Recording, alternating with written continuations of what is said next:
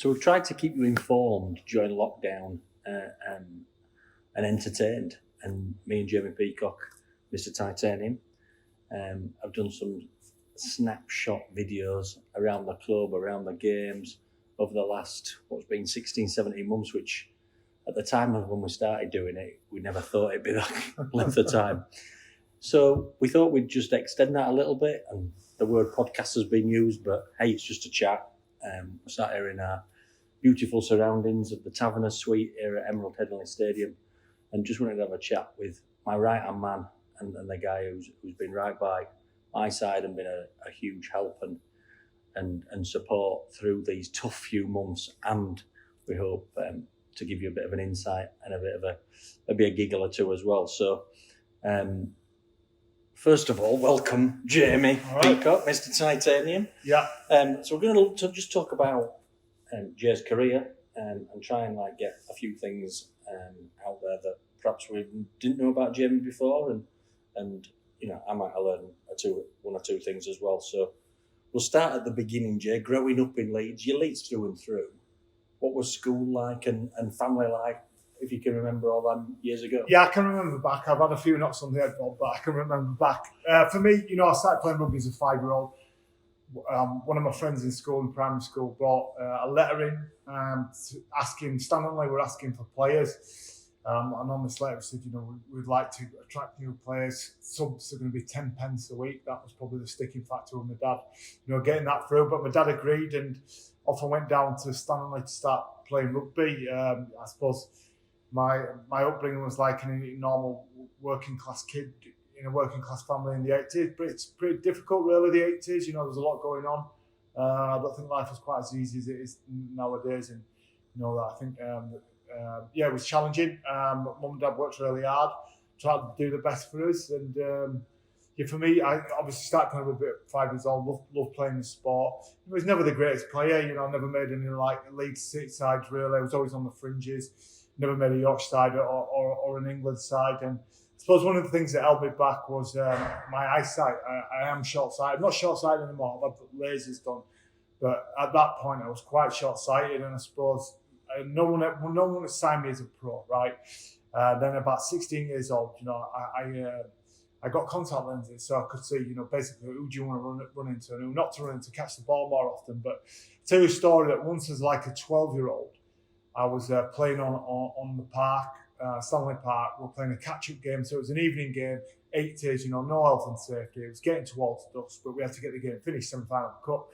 We just scored, and the gloom's coming in. Really the game should have been finished by then. We had to finish it. I walked back, daydreaming like you do as a 12-year-old. And I turn around and I see a white flash come out of the gloom, and I think, they've kicked off already. It's the ball. So I dive on this flash near my legs. If I hadn't dived on the ball, I dived on the carry back crying for 500 people. So you can see why I needed contact lenses. Yeah. So I got contact lenses, 16 years old, and then kept playing. Then 18 years old, Bradford Bull started to watch me come down. Wakefield were interested in me in first, actually. Not a lot of people know this, that I actually went to Wakefield and played a couple of games for them. They wanted to offer me a contract, but the money was just a joke. It was like £1,000 for the year.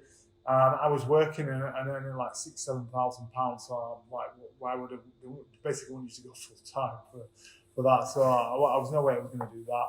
And then Bradford came down for me. And your dad got a trial through Brian Noble? Yeah, through Noble. And teed it up? So I obviously, I got a chance to go train with the first team. And at the end of the day, I messed it up because I was really nervous about doing it and really unsure of myself as a player. And I thought, I've got to go train with these people, you're watching BBC and Sky Sports, your heroes basically. I was used to sitting in the pub as an 18-year-old watching this. So I caught the bus from where I lived in Bramley, 508 bus as it was back then, up towards the stadium. And it's a well-known story, but you might not know, but I bottled it actually and stayed on the bus instead of getting off and going train with the Bulls. So my professional career nearly didn't happen at all because of that. But fortunately, my dad got me another chance to go the following week, and then I learned a lesson. Look, if you're going to take up opportunity and challenge in life, you need to back yourself. And I made sure I got off the bus that week. And also, it was quite good because when I did bring my dad after I'd missed the bus, I was pretty upset, and he taught me some new swear words as well. So not only did I learn about self-belief, I learned some new swear words. So it's a bit of a double win. And that "get off the bus" has stayed with you. For and sure. It's a phrase that you use where you've just got to front up. Yeah, exactly. And you've got to get on with things. Yeah. Get off the bus, for me, I think we all have those opportunities in our life where we're not quite sure whether we can succeed or not. And that, when you're not sure whether you're going to accomplish something, brings fear, brings doubt, self-doubt. And what we've got to do in our lives, often the other side of these events, when we accomplish them or front them up, is an opportunity to grow. But the only way we do it is if we get off the bus, if we back ourselves, if we believe in ourselves. And I think it's a good lesson for everybody, that I reckon everybody just about feels fear at some point in their lives. And I think conquering that fear is what champions do. That's courage. And so when you started that career at Bradford, you obviously had a very successful career. Those early years, months, were you like quite a shy young man, where you just feeling your way, or, we see this super invincible big bloke that we never knew you before you weren't that? Yeah, look, I was really quiet and respectful. I thought that's the best way to be around the players. I think things have changed a little bit now in dressing rooms, but then it was a bit more old school, the way it was run and that. So I thought the best way for me to get on at this club is be quiet, be respectful. I'll work hard. Try work harder than anybody else. I was fortunate. There were some great hard-working players there. Brian Mack, Mike Forshaw, Jimmy Law, Scott Naylor, Bernard Dwyer was a big hero of mine. And Scott, I mentioned Scott as well. And those guys worked really hard, and I saw they were successful, and working hard suited me down to the ground. I just loved training hard, and I was just made sure that when I got into the first team, I just did all the stuff that was difficult and challenging to do. For they call it the 1% stuff. Well, I really honed in on that, because I wasn't the great passer of the ball, but I could train that hard, that I'd be fit enough to take the ball when nobody else wants to carry it, or I'll push hard on the inside when nobody else can. And that for me was, I realised, where I could add to a team. And I thought, if I play that way, then I will gain the respect of the players, the senior players. And I think that worked out for me. I'm particularly sort of like Jimmy. I think Jimmy respected me, so that meant I got the ball more often. I learned early on in life, if you want to be successful in a team, make mates with the hooker, because they're going to give you the ball when you want it. Yeah. And you've touched on it across your social media platforms about using positive influences in your life. At Bradford, when you were linked with us, you came in for a bit of flag, didn't you? Because you were the captain. Yeah. You were leaving for your bitter rivals. This is back 2005, and you got some letters, and choosing to look at one rather than the other is again, it's a story that resonates with you throughout your career. Yeah, for sure it is. Yeah, I think the rumours of me going to Leeds were in the papers every other week from about 2003. I think Gary had the hotline to Pete Smith, because I never knew anything about it. I just pick up the Evening Post and I'd be on the back page saying I'm moving to Leeds, and my mates would ring me and say I don't know anything about it. But then, kind of in 2005, that really began to crystallise. I was, on the verge of leaving Bradford. They were basically taking a piss with my contract talks. And I saw what was going on at Leeds, with the likes of Kev, Magsy, Rob Burrows, Matt Diskin, Richie Mathers, Ryan Bailey, this young group of hungry, determined players. And I thought it could be quite exciting to play with them and also work for Tony Smith. I liked what he was doing as a coach. So we set up a meeting in early February. It was February 2005. I mean, you're not supposed to do it till about June, July, and then, I made my mind up, and I signed for Leeds there and then at Tony Smith's house. And I had to live with that then, being the captain of the Bulls. And then, obviously, when it came out, there was there were loads of players leaving, and it all came out about all the players leaving at Bradford. But I was the one who got the most venom, I think, because I was moving to the arch rivals. I remember my last game at home against Hull. Steve Kearney got sent off, and we smashed them like 70 points to 6. And I managed to score a try that day, right? And I think out of 15,000 people, what they were doing basically were booing me when I touched the ball. But then I scored a try. And they couldn't boo me, but no one could clap, and all you could hear was my dad clapping. He was the only person clapping. Left, and there was like a sign with my head in a noose and that, so I thought quite charming that. But left on right now, won the grand final. It's the last grand final they've ever won. So I don't think Bradford fans can, question my commitment to the end. I give everything I had to the club. And when you arrived here, obviously, I remember thinking at the time it's a great signing. I didn't realise how good. And I've said it a lot, but in our 130-year history, it's probably the best ever signing. The best ever signing by this club is you. And it took a while for people to see the true JP, didn't it? Yeah, I'll take it. It's a really nice compliment to say that. I'm in some big company when you say stuff like that. I think with me, unless you really know me, people underestimate me. So, and I've had it throughout my life, and I think it's good to be underestimated, right? So, unless you know me, they only see what I bring as a player, but they don't see how I can get the best out of the people around me by kind of my personality. And once you get to know me and understand me, you see what I bring. And I think for me, it was really difficult. The first year was bedding in. You've got to remember, I played 10 years at Bradford, and they gave me my first opportunity, and I was used to wearing the Bradford kit. It was really hard getting used to just wearing the Leeds Rhinos training kit. It was hard to build relationships that first year because, people don't quite know. I'm pretty easygoing, really. You can take the piss out of me, I'm all right. But people just have that barrier still as players. It was getting used to Tony Smith, and how he wanted me to play. And I reckon it probably wasn't until midway through 2007 that I really, you began to see the best of me, because I think the team had got used to me. Me and Smith had a real clear the air talked about, I'll basically saying, if you want to get the best out of me, then just leave me on the pitch longer, right? I'm not going to let you down, and my word's my bond. If you say I'm going to do something, I'll do it. And then, we had that great run towards the back end of the year. We galvanised as a group.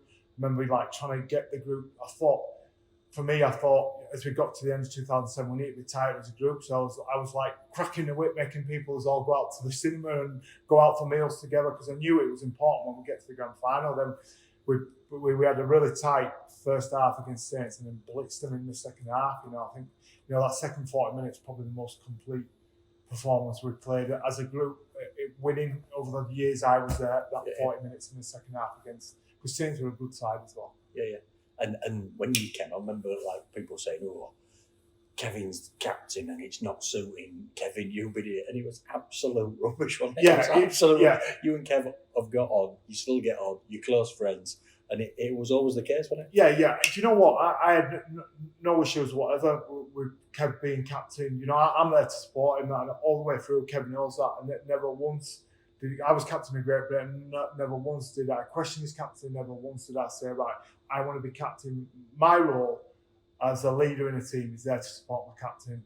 It's people who go into a team and who want to become captain when someone else is. That's about them and the ego. I'm about the team, right? And for me, that was the best way to go about things. Yeah. And a funny story that at the time, I remember Jamie Jones relaying it a few years after.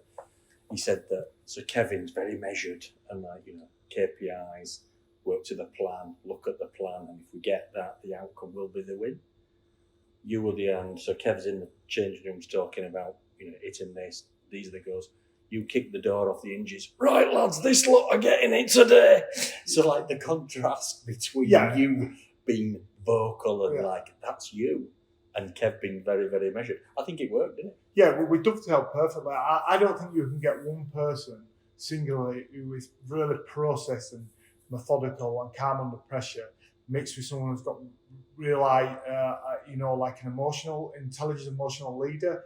And I think that's where we've dovetailed nicely together. That I've got quite a good sense of what needs to be said at the right time to get people motivated and switched on. But details not my thing. I'm forever losing my car keys and my wallet and just my phone and everything like that. I'm not that kind of process.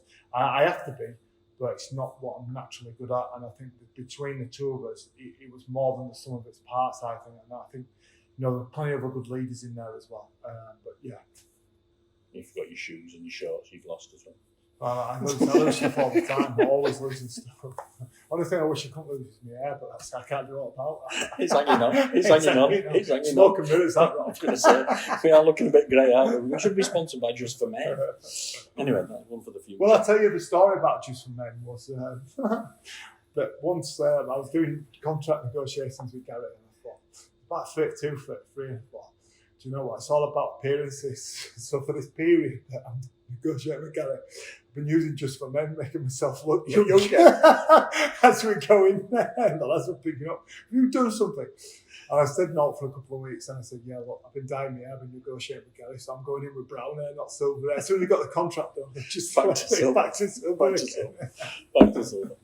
And throughout those years, and like the finals, they seem to all merge into one, don't they? There was that much success, and looking back now, we look with such pride, and it was just like an amazing time for the golden generation.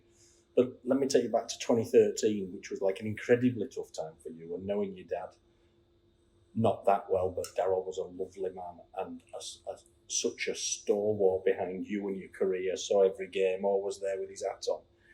How hard was that in 2013, and that game specifically at Wigan? And you want to just share that with me? Yeah, of course. Yeah.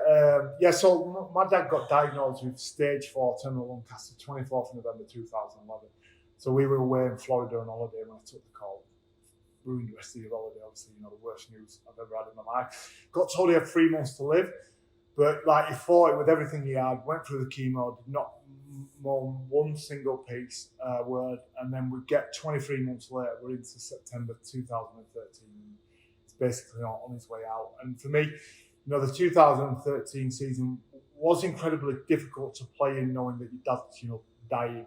But also, weirdly, it gives you some motivation, because I used to think this is the last time my dad could ever see me play. So I don't want him to see me as how old was I then? 35 years old, as a 35-year-old on his way out. I want to see him, playing my best rugby, and I want that to be the image that he remembers, as he takes it into his grave. But then things came to an end the week before we played Wigan. We'd been going to Wheatfield Hospice, and on the Monday, obviously, really took a turn for the worse and was in and out of like a coma. So I didn't really train with the team all week. Monday, Tuesday, Wednesday, was sleeping in the hospice next to his bed and that. And we got to Thursday, and by this point he'd gone into a coma, and he was making, when you get lung cancer, you make a noise called the death rattle, and it's every bit as bad as that. The word sounds, death rattle. It's awful. So I had to make a decision. Thursday tea time. Do I go play, or do I stay here? Because he might die while I'm at the game. Or, I've got loads of reasons why I can't play well here. But then I just thought, right, I'm just going to go play. I'll go play, because I think that's what he'd have wanted. And so I sat off in the car, because the coach had already gone. And I had to stop twice and pull over, because one I was just like sick. I felt sick, like mentally and emotionally. When someone's dying emotionally, it takes a lot out of you. But then on the drive over on the M62, I made a decision in my head that I'm gonna go, when I play here, I'm gonna play as well as I can. Right? There is, I've got every excuse in the book not to play well. But then if I don't play well, then I'm just making it about me and just trying to play. I'm gonna come here and make a difference, right? I'm gonna play well. So I remember getting in the dressing room, everyone's a bit funny about me. I said, look, I'm all right. I'm going to give it everything I've got here, okay? And I think I reckon I probably played my best game that year, I think, off the back of that. And, at the end of the game, it was just empty. I think it just showed me, right, that whatever you obstacles you can have, you can overcome them with the right mindset, I drove back, and then later that Friday morning, he like passed away in the morning. But yeah, I mean, it was a very challenging time. But I just wanted to, for me, it's always useful to me that I think we have a myriad of excuses why we can't do stuff, but basically they're all in our mind. We can play well if we want to play well, So. Just amazing, isn't it? So curtain comes down on a glittering career, and what an amazing career in 2015, and the 3 finals. Let's look at the 3 finals just individually. They couldn't have been any different, could they? Because the 2015 Challenge Cup final, that was perfect in so many ways, wasn't it? Because it was, I'm not saying it's easy, because we did play so well. Yeah. And like poor OKR copped us on a very, very, very good day, didn't it? So I did have some sympathy for them. But it was comfortable, wasn't it? Which was different to just about every final that went before and was going to come after. Yeah, look, I mean, the 2015 season was just an incredible season.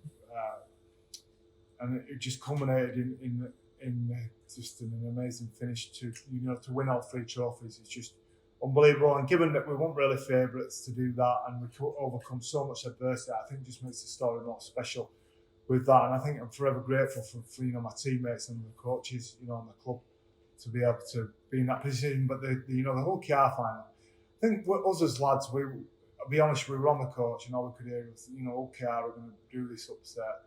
We're just getting pissed off with it, I'm like always pissed off with it. And I said to lads, I really said, lads, we'll put 50 on these. If we play well, we'll put 50 on these. Let's go out and just smash these. And we went out and did that. We had too much quality, we had too much intensity. And I think the thing that was so special about that Challenge Cup final is normally you win a final, by the skin of your teeth. You win with 2 minutes to go, and that's a great feeling, right? But to be 40 points up with 20 minutes left, the stadium be full, and enjoy your last ever performance at the National Stadium as a player, we're just been enjoying it and in the comfort zone and just being that soak up the atmosphere. It's just incredible, lucky to have that. I mentioned that to a few players when we were out saying, remember this, you won't get many opportunities like this. I played in a number of finals, and the ones where you can up 20 minutes and just can enjoy it are very few and far between. So just enjoy this and soak it up, because you normally focus on trying to win the game and pushing yourself as hard as you can. So that was amazing, an amazing period. And then, the wheels fell off, didn't it? The wheels, not through lack of effort. We had Saints, I think, at home first afterwards, and we were in the competition, and Mooney got sent off. And then it just kind of unravelled, and everybody's doing, they can't win after Wembley again, falling to pieces like 2014. But we still have belief. And do you know what? Before the Huddersfield game, I honest to God had a dream. I swear to God, I had this dream. And I said to the lads there, I said, look, that I dreamt, the winners Huddersfield Jackson, I dreamt we beat Huddersfield, we beat St Helens, and then we beat Wigan in the final. And I swear to God, that was my dream. And I said, lads, we got this. We'll win this. And then, lo and behold, we got Huddersfield. The plates, the shields almost landing in Wigan. They've got their fingertips on it, and slowly, it got taken away from them. Which is and on the back of a movie as well. And you got shoot the face. It's funny that in As Good As It Gets, when you went a chip. Never works. A chip. Never works. Ever. When you're trying to win a game, right, and it's like 16-all, or you're losing by 2 points, and there's 10 seconds left, a chip never, ever, ever works. Ever. But that's the exception that proves the rule. Right there. And then so I am right in the end. I remember Brian Mack saying that set of 6 with the chip in it was the worst set of 6. Yeah, we just didn't go anywhere. What a finish. I just believe that is, they talk about the wide to west, right? That is not the most iconic moment. They talk about that because it's got a great commentary behind it. Yeah. The most iconic moment in Super League is Ollie chasing that chip down that Danny Maggs has done, just because of the way of that action and that try. The try by West, it does not lead to a league leader shield, right? The try by Ryan Hall keeps the dream alive of 3 people bound out in a treble, allows us to win the league leader's shield. It is without doubt the most singular, spectacular moment in Super League, without a doubt. Without a doubt. And after, when the analysis was done and all the GPS comes off your shirt, the fastest that 12 players, so obviously not Ollie, but the other 12 players, the fastest that they'd run all season was to run to Hawley to celebrate on the GPS, which were funny. And you can watch it now, can't you? Because there's Magsy and Mooney high-fiving it, and Rob, because it goes to the screen as well, doesn't it? But anyway, and then obviously the grand final, and you were patched up. I remember seeing you in the weeks leading up to the grand final. You were ready to stop playing, weren't you? It wasn't as if, I'm not sure whether this is the right call. It's like you're limping over the finish line. Yeah, I'm done. I was done. I was spent about 10 weeks out from the final. I mean, probably after I was not training as much as I'd like to do. It was probably 1 training session a week, not through being lazy, just through I need to be ready to play on game day. That's all I can do is get ready to play in the game. And I was looking forward to retirement. It's just front row is the simplest position to play, but it's the most difficult to play. It's the most physically demanding, and it's the most confrontational. And when you get to nearly 38 years old, confrontation goes behind you a little bit. You're not quite the person you was in your early 20s, late 20s, early 30s. So for me, to get to that point, just to even have a shot of winning the grand final was just incredible. And I think the whole group were just spectacular in that game. The way we just hung in there. I mean, I made the big balls up at half time, and I said to the lads, I said, look, we've got this. Just all we've got to do is go out there, don't do anything stupid, and we'll put the pressure on Wigan and we'll win. And I went out, did a stupid offload, and next thing you know, we get ball back 20 minutes later and we lose it, right? So, but then to score that try, and then I just think that last 30 minutes of rugby that we played, I don't believe there's another side really I know of in Super League who would have been able to close the game out like that, like running on fumes, absolutely running on fumes, trying to win a treble, all busted up, but just absolutely massive running the game, kick it in a corner, squeeze the life out of them, kick it in a corner, build pressure. It was just, you watch that last 12 minutes. If you want to learn about rugby, you want to learn how to build pressure and choke a game out, just watch that last 12 minutes. And then, I suppose for me, the most fitting part of it was the whistle blows and 1 metre away from Kev. Like the guy, we've been shoulder to shoulder for 10 years. We've known each other the best part of, 16 years. And to finish and bow out together in that way was just incredibly special. And I feel very fortunate now to have done that and been in a team that could provide that platform. And, who gets to bow out for their own town club winning the treble. Yeah. And in terms of memories, we are millionaires, aren't we? Yeah, 100% we are. The thing that stays, money comes and goes, right, but memories don't. All right, memories and the friendships you make, they're the real currency out of rugby. For me, I'm more than a millionaire when it comes to that. The friends I've made throughout playing for Leeds, the contacts I've made, the players I've played against and for. I'll be forever grateful for the journey, not only Leeds has given me, but rugby league as a whole. Rugby league has given me so much in my life. I'm forever grateful for it, to the sport and to the people involved in the sport. Yeah, well said. And currently, you've got your own business. Yeah. You are very measured, very driven, and that's going all right, isn't it? Yeah, my business is going well again. I mean, it was a great, going back 12, 13 months when COVID hit, but I've been able to, I think I've been fortunate that playing rugby's taught me to pivot and adapt, and I've had to do that like everybody has over the last 16 months. But it's been great being back at the club. Really enjoyed working with you. Really enjoyed really getting to know all the sponsors, the players, and feel like an integral part of the club again, whilst being able to do my own things, which I need. I need my independence, So I think it feels really special to be here. Special times at the moment. I'm just looking forward, right, to just seeing the stadium full again and the South Stand really going, that drum pumping and a great side in there again, challenging for silver.